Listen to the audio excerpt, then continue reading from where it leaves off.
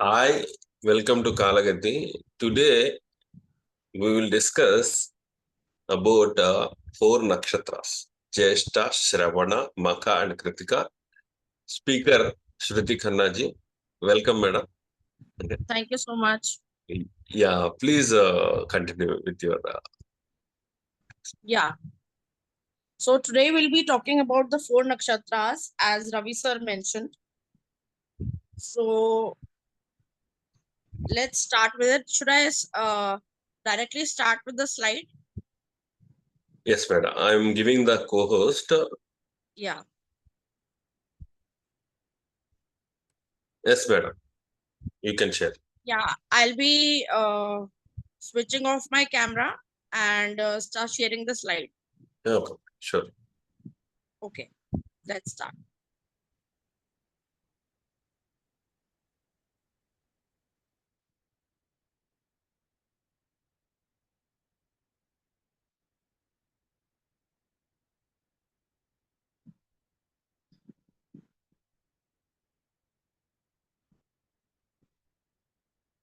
Can you see the slide, everyone?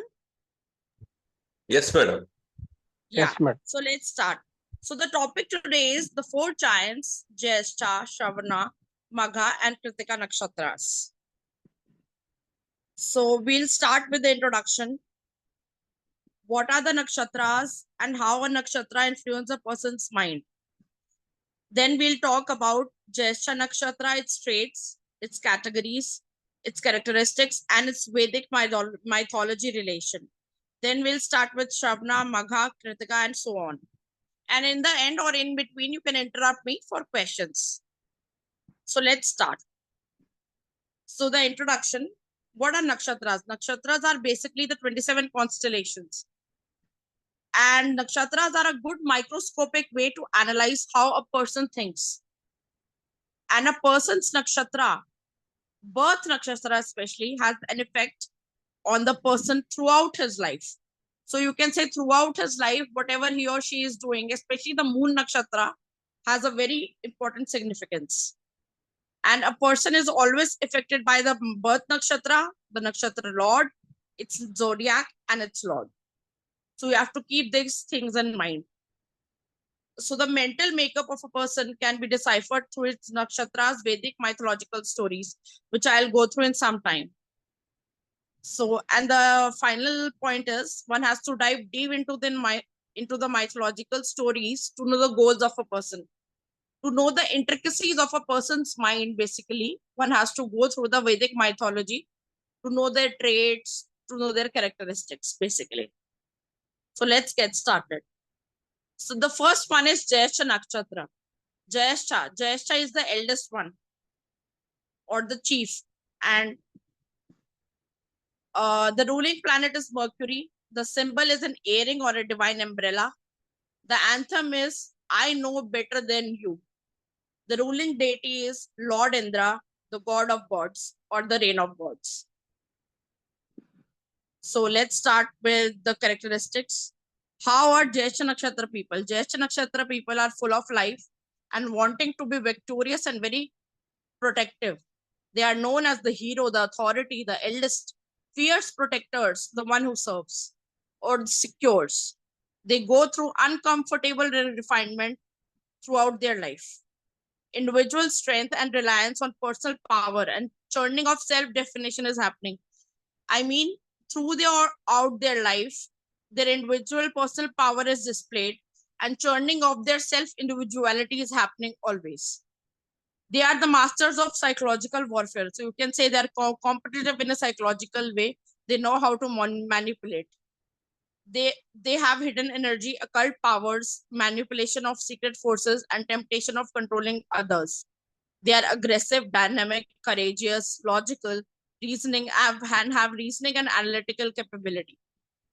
The ego, this is a very important point, that the ego of a Jyeshtha native can be toned down.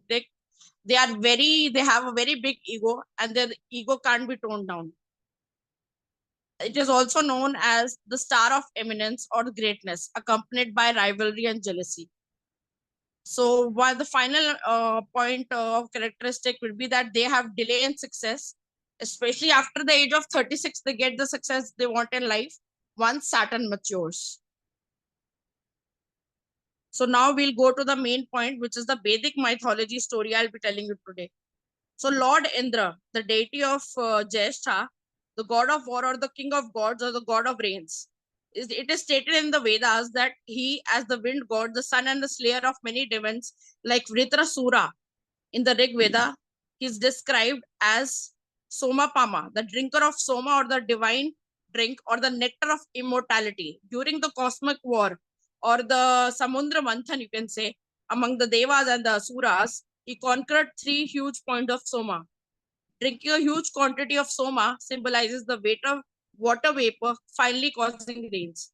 The word Vritra in Sanskrit means darkness, caused by thick dark clouds full of rain, as stated in Rig Veda. The word Vritra in the Vedas is referred to the clouds of rainy seasons and dense fog during winters. The clouds of rainy season. So Lord Indra finally proves to be a form of the sun who disperses these clouds, drives away its darkness, clarifies sky, causes rains and luminosity as well.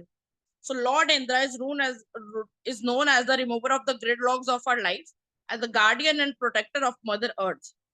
Its guna is sattvic and its symbol is earring or the divine umbrella. Why is the symbol umbrella is also because it signifies the divine protection from troubles and it gives a special status to the native. Full of life and wanting to be victorious, they are also very protective. And Lord Indra gives this is a very important point. Lord Indra gives the Indriyas and the giver of the Atharva Veda, but the vital power, the mental fortitude, the audacious mindset, and overpowering physical vigor. Neutralize the people can, Jyeshtha natives can neutralize and tackle all the challenges which come in front of them. Indra is not an individual, it is a position. That is why it is known as the Jyeshtha, known as the eldest. And it also rules the east direction. They have protective powers, oversized ego, multifaceted acumen, and his colossal feats on the battlefields. No mind can match his prowess. So in the Kalpurush Kundali, Jyeshtha Nakshatra is related to large intestines and reproductive organs of male and females. They are also, so if we see in Mahabharata, the another mythological stories, no shame as they are the protectors of Dharma. Lord Krishna in Mahabharata plays a very important role as he lays down the path of Dharma. As he mighty in force and he identifies with the mind of Arjuna. He gives him the direction. So we can also say the Jyeshtha natives gain maturity by the failure of their responsibilities. And success and failure element of Lord Indra is very much in the Jyeshtha Nakshatra. Jyeshtha Nakshatra go through uncomfortable refinement and are masters of psychological warfare. There is another mythological story which I'll be going through, which is the Garuda Puran. When you worship under Jyeshtha Nakshatra, you get the gift of dominance, questioning the moral code. So, any question regarding Jyeshtha Nakshatra? I'm finished with it.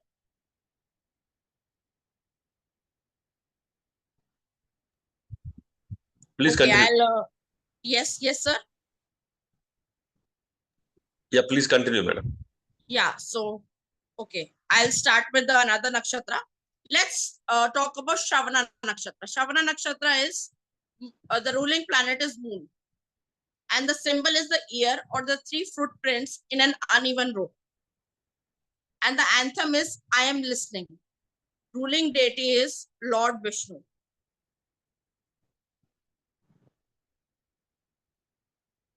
So let's start. Shravana Nakshatra. Shravana Nakshatra is the star of the learning ear. It is the nakshatra of knowledge. Let's start with its characteristics and traits. So Shravana is the star of the learning ear and knowledge, the act of acquiring knowledge by listening. Basically, by listening, these people acquire the knowledge they have around and they are always very observant. Shravana natives are endowed with strong intellect and intelligence, having curiosity and wiser personas among others. These people listen and observe everything that is happening around them. Strong connection with social and mass media communication, constantly seek wisdom, and often travel to foreign countries for higher education. They have great focus of obtaining their goals. Quite traditional and believe in preserving past cultures and way of life. So now we'll go to the main point, which is the Vedic mythology. The story narration starts. Okay. So the Vedic mythology here is the sage Markandeya performed a prolonged penance in the month of Shravana to please Shiva for his long life, due to which the god of death Yamraj was also defeated. It is also believed that by reciting the immortality story narrated by Shiva to Parvati in the spring, one gets rid of all the sins. This is the reason why Shiva worship is special in the Shravana month. In Atharva Veda, another important book of mythology, one hymn is dedicated to Lord Vishnu, who is Urogya, vividly praised and is mainly present in the three worlds, the Bhuloka, the Bhuvaloka, and the Swaloka, which is the earth, the lower sky, and the higher sky. Lord Vishnu pervades Diva, Prithvi, and Antariksha, the three worlds. These are connected to the three footprints, which are well protected by Lord Vishnu. Another story is Shravana Nakshatra is formed in the sky during the month of Savan or a full moon day. Hence, the name of Shravana is in the name of Shravana Nakshatra.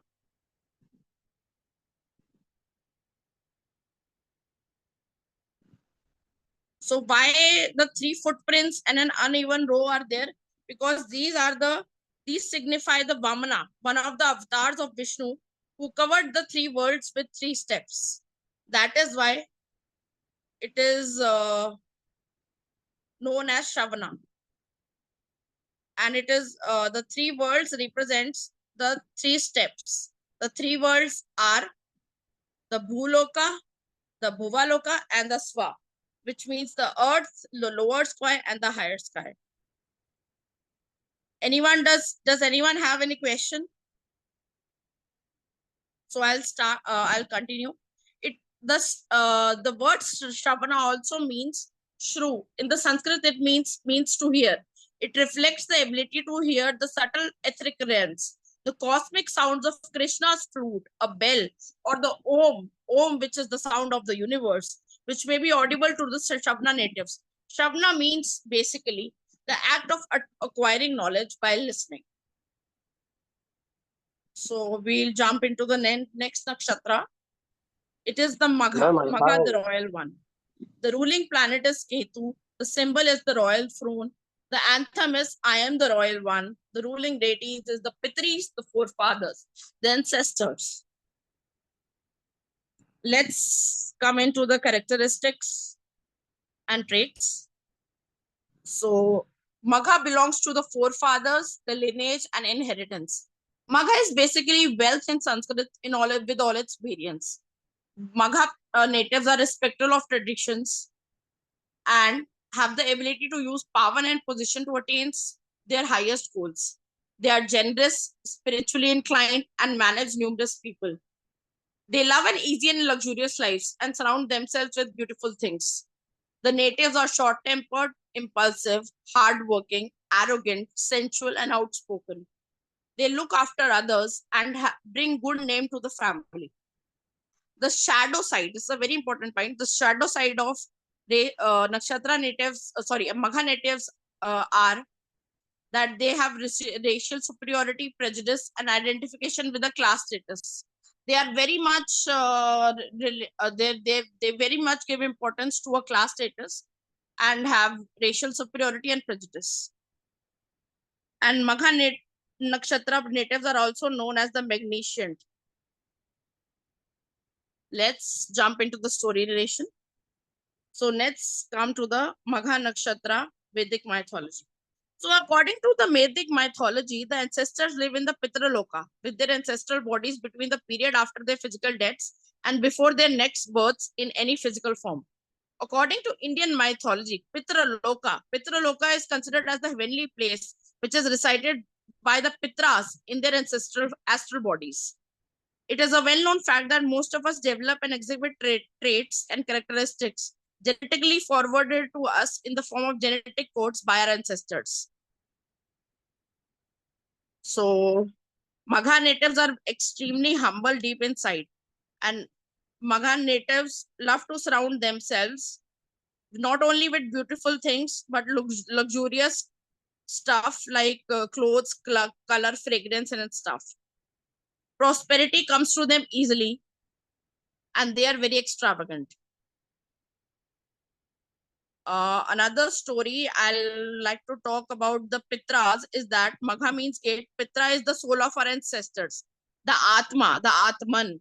According to the Hindu rituals, it is necessary to do a tarpan or the shrad Sanskrit. Everybody knows that when a person dies, we do shrad or the shrad for the tarpan. Sorry, tarpan, which is to do the respect and give respect to our ancestors and pay faith to them. So in Vayu Purana, we'll talk about another mythological story, Harivansh Purana, Matsya Purana, Brahma Purana, Padma Purana describe the gods and human ancestors. So some Pitras are from Devlok and some are from the Patal. This is a very important point which everyone should remember, that some Pitras are from the Devlok and some are from Patal. So these Puranas are very important, which tells about our ancestors. The word Magha also means it is a gift. It is a royal throne given by our Pitris, the ancestors. They are the ancestral spirits or the deities from which we inherit power. And this also is related to the power they give, the career they give, the fortune they give, and the qualities they bestow on us in another life. The Pitra are not particularly powerful on their own, but the power given to them by Yama or the Yamraj allows them to carry out their work unchallenged. Ketu is a genetic graha. The ruling planet Ketu is a genetic graha of this and represents paternal grandfather and maternal grandmother in a chart. Our connection with our ancestors has a lot to do with our past lives, which is again a Ketu domain. To sum it up, Magha has a lot to do with the genetic and past heritage aspects of Ketu. It also relates to the fact that Ketu is responsible for bringing wisdom of ancient sages and civilizations to the present. Any questions? Does anyone have any questions? So let's jump into the last nakshatra, which is the Krittika Nakshatra.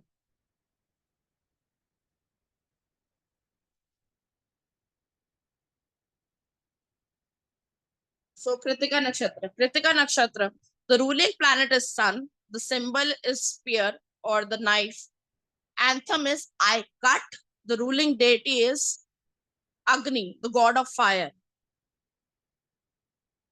So what is Krittika? Krittika natives are basically very direct, blunt, and at the same time they like to cut, divide, tear, and destroy. They are sharp and energetic individuals. Let's dive into the characteristics and traits. Krittika Nakshatra natives are direct, blunt, and critical. They have a sharp intellect, are incisive, precise, painful, unkind, and unforgiving. They have cunning wit, are sarcastic, stubborn, aggressive, and angry. Krittika natives hide their caring, nurturing, and maternal side beneath hard, stern exteriors. This is a very important point to remember, that they hide their caring nature. They can alienate those around them by their sharp tongue nature, and even though they don't have any malefic content or intent inside their mind, they are associated with that dynamic qualities like individuality, projection, motivation, leadership, and initiative. They have strained relations with relatives and friends because of their sharp tongue. So let's dive into the Vedic mythological story of Krittika Nakshatra. Krittika Nakshatra, according to the Sakanda Purana, Kartikeya, the lord of Shiva, Shiva's seventh born, was born to kill demon Tarakasura. Tarakasura, who became unrighteous and very powerful. The child's name became Kartikeya due to the upbringing of the Kritikas, the nurses. The Kartikeya, the commander of celestial godly forces, primarily ruling deity of this astrum. He is one of the most prominent among Shiva's sons and was raised by the aforementioned Kritika's seven wives of seven celestial sages. Krittika by name connotes Kriti, a great achievement, monumental deeds that are famous. Kartan, to cut, divide, to trim, also its instrument, sword, knife, razor, etc. These instruments or weapons can be used both constructively and destructively. Another story, Murugan, Lord Murugan from South India, also known as the Kartikeya, son of Krittika, Skanda, attacker, among other names, is both the youthful god of war and victory. He is known by many other names, including Kartikeya, meaning son of Krittika, Arugoman or Shan Mukha, meaning of one with six faces, Kumra, meaning child or son, Skanda, meaning that which is spilled or oozed, namely seed in Sanskrit. The Atharva Veda. The Atharva Veda described Kumaran or Agni Bhu, or the son of Agni, the fire of God. The Satapama Brahmana refers to him as the son of Rudra and the ninth form of Agni. Rudra is Lord Shiva, that everyone knows. So let's look into another mythological story. It's a small one. It's known. It also represents, we can say, the Dahana Shakti. The Dahana Shakti has the power to burn and cut away negativity to get to its deepest truth. So the main point of Krittika Nakshatra is to cut, tear, destroy, and they have very sharp intellect. And important point to note is that they are very inspiring and they empower everyone around them. Important point is that also that they are not at all gentle and they can easily crack things which are weak and fragile. And Krittika Nakshatra natives are considered very impatient, but they also help activate their true potential, inner potential of themselves and others around. Important point here also is that they have strained relations with relatives and friends, and that they are sarcastic, they have a cunning wit and are critical. And important another point which I also mentioned before, that Krittika natives hide their caring and nurturing side from people behind their behind their hard stern exteriors. Krittika Nakshatra is a Rajasic Nakshatra due to its association with dynamic qualities like individuality, motivation, leadership, and the initiative. So I have finished with all the 4 nakshatras. Now we can talk about questions and answers in it. Thank you so much. Yeah. Now, please pose your questions. Okay. So Now everyone can pose their questions. in between, I restricted. Some people want to ask questions, but I restricted because I want to complete the story. Then, Okay. yes, sir. Please ask your questions. Please raise your hand and please ask your questions.